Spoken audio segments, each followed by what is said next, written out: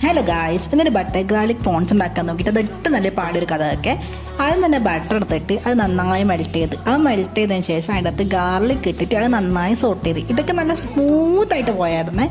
അങ്ങനെ അതൊക്കെ സോട്ട് ചെയ്തതിന് ശേഷം നല്ല വൃത്തിയാക്കി വെച്ച ചെമ്മീൻ എടുത്തിട്ടിട്ട് അതൊന്ന് ചെറുതായി സോട്ട് ചെയ്തിട്ട് അതിൻ്റെ അകത്ത് കുറച്ച് ഉപ്പും കുറച്ച് കുരുമുളകും ഇട്ടിട്ട് ചെറുതായിട്ട് ഒന്നും കൂടി സോട്ട് ചെയ്തതിന് ശേഷം കുറച്ച് സമയം അത് വേകാൻ വേണ്ടി വെച്ച്.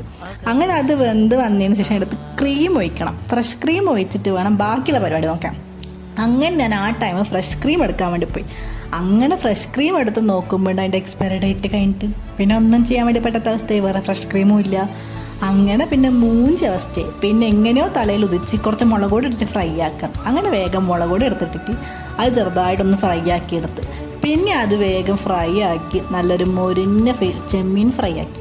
അങ്ങനെ ബട്ടർ ഗാർലിക് പ്രോൺസും മുഞ്ചി. അപ്പോൾ അടുത്ത തന്നെ ഒരു ബട്ടർ ഗാർലിക് പ്രോൺസിൻ്റെ വീഡിയോ ആയിട്ട് ഞാൻ വരാം ഗൈസ്. അപ്പോൾ ഓക്കെ, ബൈ.